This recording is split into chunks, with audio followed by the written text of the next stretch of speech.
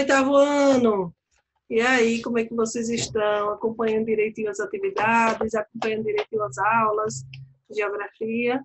Então, vamos dar continuidade, né, ao nosso conteúdo. A aula passada nós falamos sobre população e economia, né, capítulo 7. Nós vamos dar continuidade ao capítulo 7. O tema da aula de hoje é zonas de risco e de alagadas nas cidades da América Latina. Então, dando continuidade à aula anterior, né? O tema de hoje é zonas de risco e de alagadas na cidade da América Latina. Página 110. Eu coloquei para vocês aí, né, o meu e-mail, para vocês, se quiserem estar mandando atividade, as questões aí respondidas para o meu e-mail, podem ficar à vontade. Então, vamos lá. Então, eu coloquei aqui a imagem do livro de vocês, certo? Aí na página 110. Então, com o título, né, os problemas aí, as zonas de riscos e de alagados. Então, os problemas sociais na América Latina também podem ser observados nas grandes cidades, onde cerca de um terço da população vive em zonas de alto risco. Enquanto algumas áreas sofrem com período de forte estiagem, outras sofrem ocasionalmente com furacões e fortes ventos e tempestades. O excesso de chuva na porção sudeste do Brasil, por exemplo, provoca inundações, enchentes e alagamentos na maiores cidades do país. Como essas cidades são marcadas pela forte segregação socioespacial, tal situação se agrava, uma vez que as classes sociais mais vulneráveis são obrigadas a ocupar os espaços urbanos mais desfavorecidos e de alto risco, por estarem situados em porções de relevos íngremes ou próximos aos rios e córregos. Dessa forma, essa população está frequentemente sujeita aos perigos das fortes chuvas, como alagamentos, enxurradas e deslizamentos. Vocês observem essas duas imagens, né? As imagens elas retratam essa primeira imagem, desabamento de casas em decorrência de deslizamentos. Então, em decorrência das fortes chuvas, né, o solo ele fica encharcado e acontece o deslizamento de terra. Então, as casas acabam deslizando, caindo. E a outra imagem, vocês observam, residentes locais atravessam água em um bairro de Assunção. Então, observem aí, né, que o rio Paraguai, ele transbordou. Então, devido às fortes chuvas, o rio ele transborda e aí a população fica sem ter condições, né, de estar se deslocando com a facilidade, com segurança. E aí observam, né, que as pessoas acabam tendo essa necessidade de fazer, de circular, né, dentro aí, nesse local alagado. Então, vocês observam que toda essa questão de condições, toda uma questão de localização das casas, esse espaço, né? Algumas casas estão localizadas, né, em locais que são impróprios, né, à sobrevivência, então são locais mais vulneráveis. Mas é por quê? Por causa de toda essa segregação socioespacial, essa desigualdade, né, que aí acaba agravando mais ainda o problema, né, desfavorecendo uma parte da população. Então, as populações que vivem na cidade ao longo dos rios e da região amazônica também sofrem durante as épocas que as fortes chuvas provocam cheias extremas na rede hidrográfica. As populações ribeirinhas, esse é um grande exemplo, as populações que estão localizadas, né, nas proximidades dos rios, elas enfrentam, né, sempre esses alagamentos, essas inundações. Os rios, eles transbordam, então acabam deixando a população assim, em risco de contrair, né, diversos tipos de doença. E aí tem regiões, né, como um grande exemplo, a região da Amazônia, onde os rios são poluídos, e a falta desse esgoto sanitário acaba prejudicando e acaba deixando a população à mercê de contrair diversos tipos de doença. Então, outras cidades também da América Latina, existem, né, a população que está sujeita a esses eventos, né, relacionados a essa questão de inundação. Então, existem vários e vários também fatores e fenômenos naturais que provocam esses danos. Então, as movimentações das placas tectônicas, terremotos, tsunamis, também provocam, né, várias e várias prejuízos ambientais, várias e várias, a população fica sem casas, né, acabam tendo vários danos, né, nas suas residências. E aí nós temos uma imagem desse rio, população ribeirinha na região amazônica do Brasil, sofre com os alagamentos em épocas de cheias e com risco de contrair doenças devido à ausência de infraestrutura de coleta e tratamento de esgoto, como eu já falei para vocês, né? Então, ficam à mercê dessa situação, não tem, né, toda aquela infraestrutura suficiente para suprir a necessidade dessa população. Então, a população fica à mercê, né, de desenvolver, de contrair essas doenças.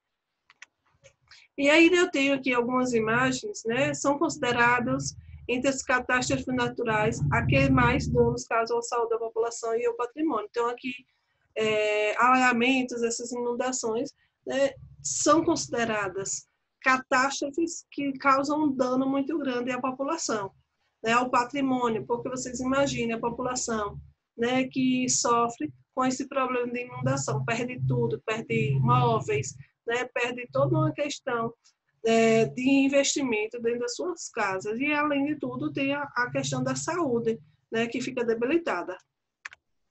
Então, nas áreas urbanas ocorre com maior frequência e força. Isso devido à interferência humana causando grande prejuízo. Aqui nós temos outra imagem, né, de um deslizamento de terra, de chuva, causando inundação. E observem a quantidade de lama, de mato, de lixo que vem sendo, né, levado. Aí vocês observam que aí ele já está, né, secando, e aí já tem uma visualização melhor, né, do problema, né, que a chuva, o deslizamento de terra, essa inundação, ela causa aí para a população. Então, observe essa imagem, e aí os carros, né, todo aí bem cobertinhos de misturado aí lama, terra, mata. Então, observe aí, né, que essa prejuízo, né, os prejuízos que esses alagamentos causam. Então, olha outras imagens. Vocês imaginem, né, e a primeira imagem é uma moça, né, tentando passar, tentando ir trabalhar, fazer alguma coisa na cidade, no bairro, e vocês observam como fica, né, depois de uma forte chuva, uma tempestade, e um alagamento, transbordar de um rio, como fica a cidade, como fica um bairro, né, passando por esse problema. Então, olha aí a situação, cheio de lama, né, muito lixo, né, as casas aí não têm condições, né, mais de sobreviver porque ficam, né, ou muitas, quando não desabam, né, desce tudo, e quando não acontece esse desabamento, mas elas ficam impróprias, não têm condições de sobreviver, porque é uma área de risco, certo? Então, observem essas imagens. Então, existe toda uma perca, né, econômica para a população e, além de tudo, tem a questão da vida, da saúde. Maior frequência de deslizamento nos últimos anos. Os deslizamentos em costas e morros urbanos vêm ocorrendo com uma frequência alarmante nesses últimos anos, devido ao crescimento desordenado das cidades, com a ocupação de novas áreas de risco, principalmente pela população mais carente. Então, observem aí, né? Observe esse deslizamento de terra, olha a localização dessas casas, né, construídas aí nesse morro, e aí, sem vegetação, sem cobertura vegetal, o solo ele vai encharcar. Acontece uma chuva forte, né, e o solo vai encharcando. Então, o solo encharcando, ele vai acontecer o quê? Descer, ele vai deslizar, certo? Então, por isso que acontece esse deslizamento. Então, observem aí, a população mais carente, ela está localizada nesses ambientes, mas olha aí, elas perdem tudo, muitas pessoas acabam perdendo até mesmo a vida, né? Nesses deslizamentos de terra que acontecem. E são fatores, são fenômenos naturais que a gente não pode dizer assim, chega, barra ali que o homem vai lá e vai tentar resolver. Não, é um fenômeno natural. Acontece, sim, que a gente tenha, né, esse controle. Então, aí muita gente perde suas casas, perde tudo, perde até mesmo a vida. Então, essa localização, né, construção nas encostas, né, e nesses morros, né, acontece, na verdade, esses prejuízos. Algumas causas desse desmatamento: desmatamento de árvores, construções e ocupações irregulares, lixo nas ruas e nos rios, entupimentos de bueiros, entre outros.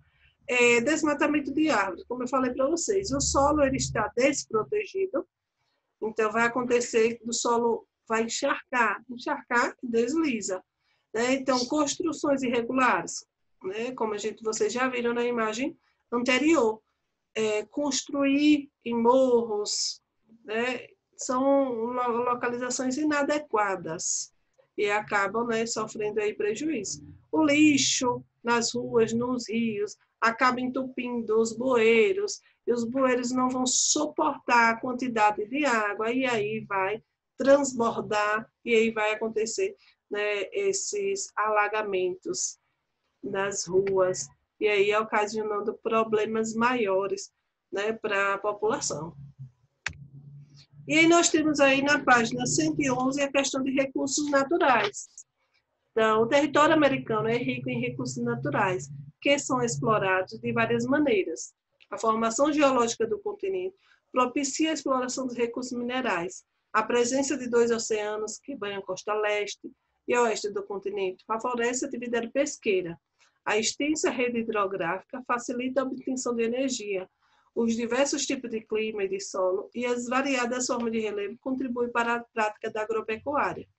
A biodiversidade das formações vegetais na América também é aproveitada para a indústria, pelas indústrias, como as de medicamentos e cosméticos, e no desenvolvimento de vários produtos. As jazidas minerais e de combustíveis fósseis exploradas na América encontram-se espalhadas pelo continente, em uma área costeira, com importantes zonas pesqueiras. Na América anglo-saxônica, a presença de jazidas, principalmente de petróleo, carvão, ferro, urânio e gás natural, associada à disponibilidade de capitais, possibilitou o desenvolvimento de uma grande diversificada quantidade de indústria. Estados Unidos e Canadá empregam modernas técnicas para a extração de minérios. Nesses países, as leis ambientais controlam a produção das empresas por meio de fiscalização rigorosa e aplicação de multas aos infratores de leis ambientais. Para escapar desse tipo de fiscalização e obter mais lucros, várias empresas mineradoras da América Anglo-Saxônica migraram para a América Latina, onde encontram grande quantidade de recursos naturais, leis mais brandas, contra a exploração predatória de mão de obra. Então, nessas áreas, em muitos casos, as condições de trabalho são precárias, os direitos dos trabalhadores não são respeitados. Então, vocês observaram aí, né, que existe, né, o território americano, ele é rico em recursos naturais e que eles são explorados de várias maneiras. Né? Existe uma exploração de minerais, né? Então, a presença também dos continentes, da rede hidrográfica, da atividade pesqueira, e é muito grande. Né? Então, várias formas, né, facilitam e contribuem, né, para a questão de exploração e também para a prática de vários tipos de produção. A economia de muitos países latino-americanos, como Bolívia, Jamaica, Equador e Venezuela, depende da extração e exploração de minérios. No entanto, apesar de possuir muitas jazidas em seu território, a maior parte desses países não tem tecnologia para pesquisa, extração e beneficiamento de modo de seus recursos minerais. São extraídos por empresas transnacionais, reproduzindo a dependência dos países em desenvolvimento, que vendem seus recursos naturais aos mais desenvolvidos, com o objetivo de tentar beneficiar a economia. Então, aí vocês observam exemplo de 4 países que dependem dessa extração e dessa exportação de minerais para a sua produção. Então, a tecnologia não é muito avançada, a questão do investimento nas pesquisas não é muito avançada, E aí, né, reproduz toda essa dependência dos países para os países desenvolvidos, a dependência deles, né, que são países desenvolvidos, países desenvolvidos, né, que vendem todo esse retorno desses recursos, né? E aí, nossa aula nós estamos concluindo, certo? Nossa aula vai ficando por aqui. Falamos hoje sobre as zonas, né, de riscos e falamos sobre os recursos naturais, né, do território americano. Vocês observaram que o território americano ele é rico em uma diversidade muito grande de recursos minerais, então facilita muito a questão da produção, né, facilita a industrialização e existe também alguns países onde existe essa dependência, né, dessa extração e dessa exploração dos minerais. Então, existe uma mistura aí, né, de alguns que têm um retorno, né, que tem vários recursos, e outros que dependem dos países desenvolvidos. Então, vamos ficando por aqui. Espero que vocês tenham gostado da aula. Fiquem em casa, se cuidem, fiquem com Deus. E respondam a atividade que eu vou deixar o link, certo? Continue comentando, compartilhando, deixando aí seu nome, que eu estou acompanhando todo o desenvolvimento de vocês. Um forte abraço, fiquem com Deus e não esqueçam de responder a atividade. Tchau, tchau. Até a próxima aula.